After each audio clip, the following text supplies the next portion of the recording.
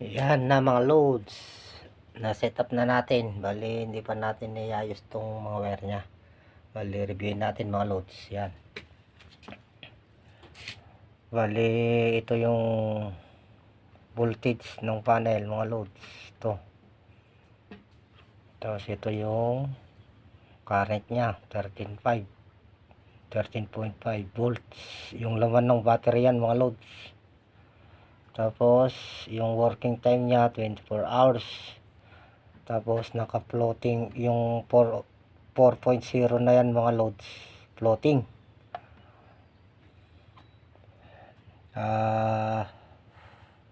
Fast charger controller. Indicator niyan ng fast charger controller mga loads. Itong 4.0. Bali naka auto MPPT tayo. Charge controller mga loads. Yan. Yan ang lalabas mga loads. Pag nag 3.0 yan mga loads, work mode niyan. Bali pag nag 3.0 yan, mamayang gabi mga loads, mag-automatic yan. Bali ito makikita nating sign naman na to na ano tawag dito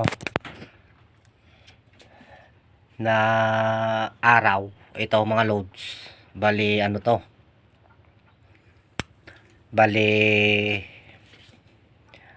magna-night mode yan, yung parang ano, yung moon na maliit ang lalabas naman dyan. Mag-iiba to mga loads sa gabi. Bali mag-o-off na to, wala nang, hindi na magkakarga tong panel natin kasi gabi na. Obvious naman mga loads, di ba? Tapos pag ito namang ilaw na to mga lodi, ito yung para dito mga loads, dito sa DC connection nya mga loads. Di pa natin nalagyan. Dito yung isa eh, nasaan na, saan ko na kinabit yun? Nako, nakabit yata sa iba. Ito mga loads, yung DC connection natin papunta dun sa labas to. Ito mag-out para i-set up mo. Pag i-set up mo naman to mga loads, 24 hours, depende sa'yo kung ilang oras mo gagamitin ng gabi yung DC connector nya mga loads. Ito DC connector nya, positive negative. Lahat po ng nasa left puro positive yan mga loads. Yan, dapat di ko kayo magkamali dyan mga loads, mas lalo yung terminal ng battery. Ito yung terminal. Hindi po kayo maliligaw dyan mga loads, dahil may indicator siya na panel. Tapos plus sign. Yan, plus sign. Puro right po yan. Yung plus sign nya ay puro left. Yung plus sign nya mga loads. Bali panel itong una. Tapos battery to, positive negative, left na naman. Tapos dito yung DC output natin mga load. DC output sa ilaw, sa charger pwede. Yan, pwede ito. Rekta dito mga loads. Tapos pag nairekta na dito, katulad nito hindi ko pa nirekta mga lodi, dahil madalang ko lang ginagamit to kasi spotlight to mga loads. Pag na-set up na yung mga loads, dito tayo naman mag-adjust. I-set nyo lang po dito sa DC long press, ay DC long press, and then punta ka dito, up and down mga loads, depende sa inyo. Pataas tong up nya, kung tataas yung 24 hours. Kapag gusto nyong baba nyan mga loads, dito kayo sa DC down. Yan, ano nyo yan, pindutin niyo to mga lodi. And then pag nakuha nyo na yung gusto nyong oras na gagamitin mga loads, press nyo lang to mga loads. Pause mo lang mga loads ha, minsan lang, para set up siya mga loads. Bali 13.5 ang laman ng baterya natin mga lodi, kasi ginagamit natin. Yan, ganyan lang siya kasimple mga loads mag set up. Ito yung papuntang battery mga lodi. Punta dito. Bali, tignan ang battery natin pala mga loads. Ito. Tignan natin mga loads. Yung amperahe na pumapasok mga loads 4.7. Galing sa solar panel yan mga loads. Naglalaro sa 5. Kasi sobrang init mga loads. Parallel connection tayo kasi mga loads.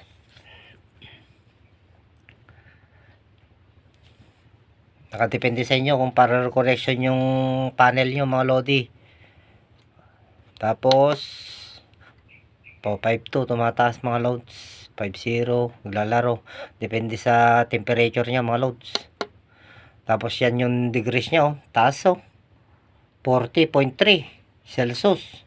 Yung init ng controller natin mga loads, ang init. Wait, ganon. Sobrang init niya mga loads, oh.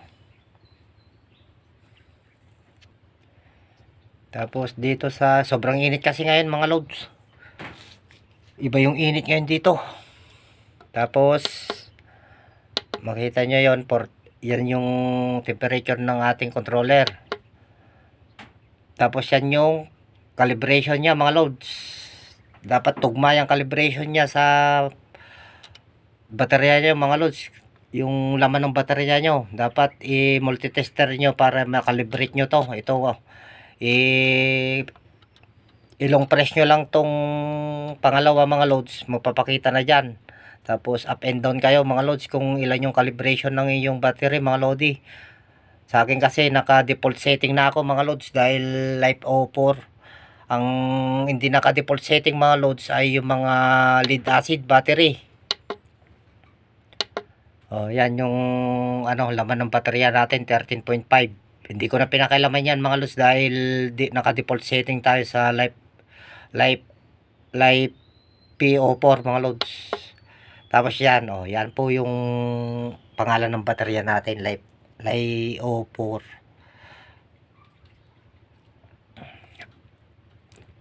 Life PO4 ang battery natin mga lods. Yan. Ito yung hanggang kaya ng baterya natin mga loads pag napuno 14.5 volts. Tapos ito yung float charging nya mga loads 13.8. ito yung voltage ng ating battery mga loads kung 12 volts o 24 volts. Kapag 24 volts pwedeng ilong press nyo na naman tong kanan mga load. Itong pangalawa, tapos pindutin nyo 24 volts. Yung 12 volts, 24 volts, yung baterya nyo mga loads. Tapos yung disconnect nya mga loads, pag nalobat yung battery natin, hindi nagagana yung battery natin sa 11.2, kakat open ng controller. Itong controller na to, ika-cut off nya na mga loads, hindi nagagana. Bali may cut off naman tayo dito, may BMS yung battery natin mga loads. Ito may BMS yan mga loads, may cut off siya 10, pero ito mataas yung cut off nya mga loads.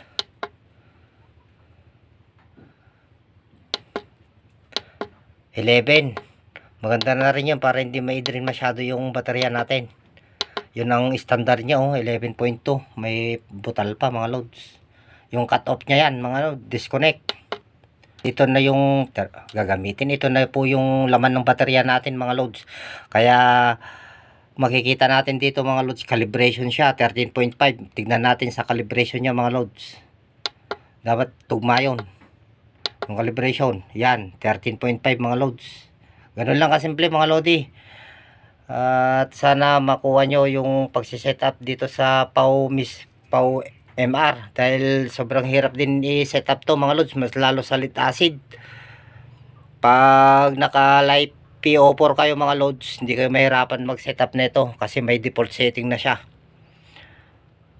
Kung gusto nyo namang gamitan ng Muse, yung ginagamit yung battery nya, yun naman ang setup nyo mga loads. Mabutinting yun mga lodi kapag news define kayong ise-set up nyo sa controller na to dahil hanapan kayo ng datasheet ng battery nyo mga lods. Itong controller na to dapat tugma yung i-setup nyo dito kapag news define kayo. Depende na sa inyo mga lods kung ano yung gusto nyong setup sa controller nyo hanggang battery. Yan. Bali mahina siya mga lods. Dapat ang sabi nila mas maganda sa series connection ang MPPT. Ang mahirap kasi sa amin mga lods, nandito tayo sa maraming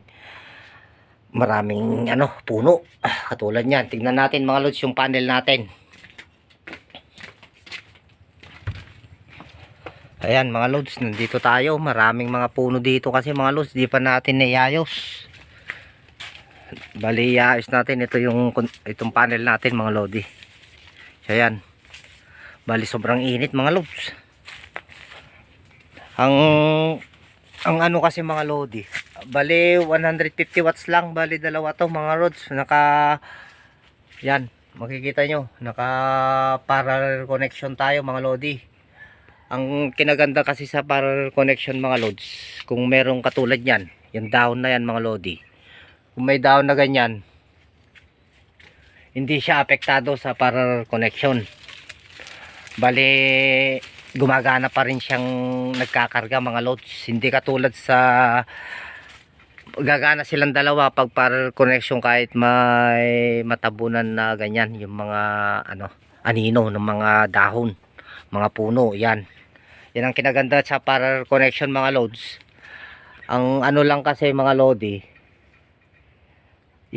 estimation niya lang yung pagkakarga niya sa MPPT controller natin mga loads. Sa series connection naman mga lodi, fast charging siya sa MPPT. Ang problema naman sa MPPT mga lodi, katulad yun, may down na ganun mga loads. Yung isang panel natin, kung may down siya mga loads, madadamay yung isa, hindi na siya magkakarga mga loads. Mahina na, kung meron man wala, konti na lang. O yan yung laman niya.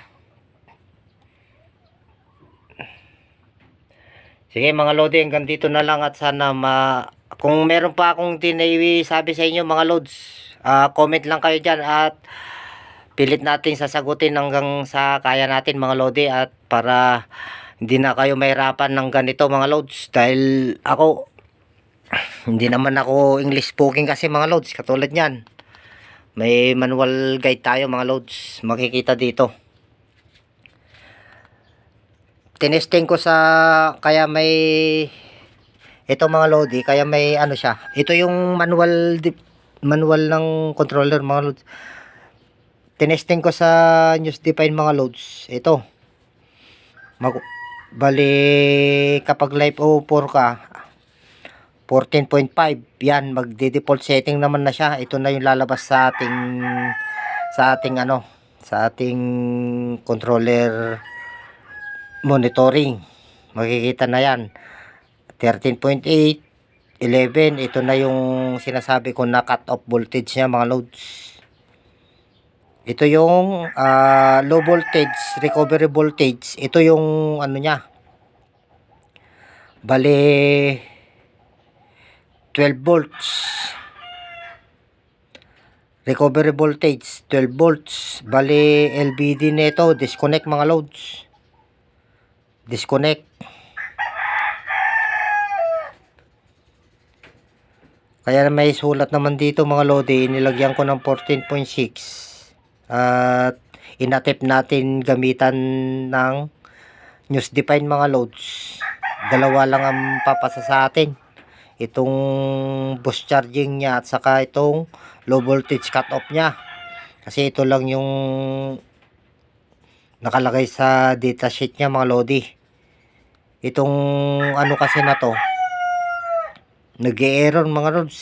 Itong float charging voltage niya mga loads, hindi natin makuha kaya walang check yan, no. Ito yung datasheet niya mga loads, oh. Hindi natin kasi alam kung talagang totoo tong datasheet ng ating light PO4 battery mga loads. Yan, nominal voltage nito 12.8 mga loads, pero ang nagpapakita doon Ang nominal voltage ng reading ng ating MPPT ay 12 volts. 12 volts lang, wala po yung 0.8. Kaya mas mainam gamitan nyo na lang ng mga loads. Huwag tayo magbabase na sa ating mga baterya na nabibili sa datasheet mga loads. Dahil minsan nilalagay nila hindi tugma mga lodi. Katulad yan, auto switching siya mga loads. Naging 12 volts naman siya mga lodi. 12 volts. Hindi siya 12.8 volts mga loads. Nakita nyo naman kanina. Kaya minsan hindi, mas maganda sana kung totoo itong nakalagay dito sa datasheet niya mga loads. Magandang setup yun para calibration ng gusto dito sa MPPT controller natin. Ang mahirap kasi, trinay ko na mga lodi. Bale, hindi niya ma-read mga load at saka sa plot voltage natin. Iba yung hindi natin alam. Ayaw niyang readin tong niya, itong plot charge voltage niya mga loads. Siya yan 14.6 mga lodi Ito yung charging voltage mga loads, 14.6. Ayaw ma-read mga lodi. Yan ang nilagay ko, ayaw niya. Nag-error mga loads, kaya hinayaan ko na. Kaysa naman sasakit ulo pa natin mga lodi. Meron naman tayong default setting na gagamitin. Basahin lang niya manual mga loads. Katulad nito, nasa live PO4 tayo. Yan, pag pinindot mo to, ito yung pinili mo, live PO4, nabubulol tayo mga lodi. Yan, lalabas na to. Automatic yan, lalabas na tong mga to. Yung boost charging niya, float charging. Itong float charge, wala. Bali, Bali, hindi na magpapakita to mga loads. Tapos yung battery nyo, 12 volts. Ito mga loads, nakalagay dito. Ito pa yung inayawan ko, kaya walang check yan mga loads. Ito, 12.8. Diyan na, yun. Nominal voltage niya mga loads, 12.8. Kaso ang reading niya sa taas mga lodi, dito sa ating controller, 12 volts lang. Kaya mas mainam mga loads, para hindi na tayo hassle sa pag-install ng POW-MR. Dahil mahirap paggamitan natin ng News Define. Pumunta lang po tayo dito sa Live PO4. Kapag Live PO4 yung gamit yung mga loads, yan. Automatic. Ito na yung magpapakita mga loads, yung voltahe ng ating baterya, yung cut-off niya. Kahit ito mga loads, pwede nating gayahin yung cut-off ng battery natin. Kasi ang cut-off ng battery natin, 10 volts mga loads. Ito nakalagay dito sa Live PO4 nila, 11.2. Okay lang yan mga loads, kasi ito kasi may BMS yung battery natin mga loads yan. May BMS, may sariling disconnect at cut-off battery. Tapos yung boost charging niya 4.6 mga loads, 4.5 dito. Kaya live PO4 na lang gagamitin mga lodi. Nandito naman yung datasheet niya mga loads. Yung brand type, yan, makikita nyo. Ito yung flood type mga loads. Flood acid to. Default, ito ang natin ngayon mga loads, dito tayo sa lead acid. Dito tayo sa lead acid battery and News Define battery. Ito yung sinasabi ko, News Define battery. Ito siya, yan. Kaya 9.9 volts to 17 volts, yan ang setup nya. Yung News Define, kapag ilang volts yung gagamitin yung baterya, i-set up nyo to hanggang kahit sa low voltage recovery. Yan, ito na naman ang problema, kaya mahirap tong News Define pag mas lalo wala na yung datasheet ng inyong baterya mga lodi.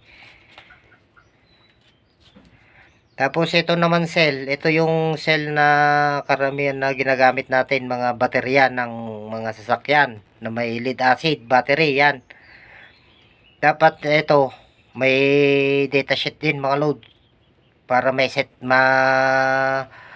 up natin sa ano niya, calibration ng ating controller. Yun ang problema lang sa atin sa lead acid. Sa mga may lead acid dyan, yan ang problema. Talagang i-set up mo, kailangan mo yung datasheet. Kung wala naman, gamitan mo ng katulad itong float charging voltage niya mga loads, itong 13.8, dapat to kuhanan mo to ng ano mga loads, yun laman niya kasi to mga loads, yun laman, yung 13.8 laman niya, dapat kuhanan mo yung baterya mo ng laman, testerin mo, multitester para makuha mo yung laman ng baterya mo. Yun ang setup sa MPPT controller. Diyan natin i-set up yon para magtugma sila mga loads. Yan. Tapos dito naman sa gel type, ganun din mga lodi. Lahat to. Itong apat na to. Lead acid, gel type. Tapos cell. And use. Yan. Dito naman tayo sa lithium battery mga loads. Ito, sinasabi ko. Lithium battery, yung mga flat, yung wala namang acid to mga loads. Yan. Default setting naman to mga loads. Tulad to 12.5, 25 volts, 29 volts. Dito naman tayo sa 4 life PO4 battery. Ito, dito naman tayo mga loads kasi yung baterya natin life PO4. Ginamitan ko siya ng news define, kaso ang hirap. Ito, bali 1, 2, 3, 4. Apat ang i-set up mo dyan mga loads. Tapos pag may point lang na kamali ka dyan, kumbaga 12.1, 13.2, ganun mga point, nag-error tong controller natin mga loads. Ayaw niyang i-save yung ating setup dito. Hindi ko lang alam sa marunong dyan na mag-setup ng PAW MR na MPPT controller. Kaya pumunta na lang ako dito ulit, Live PO4. Sana may natutunan kayo mga loads. Hanggang dito na lang at maraming salamat sa ating lahat.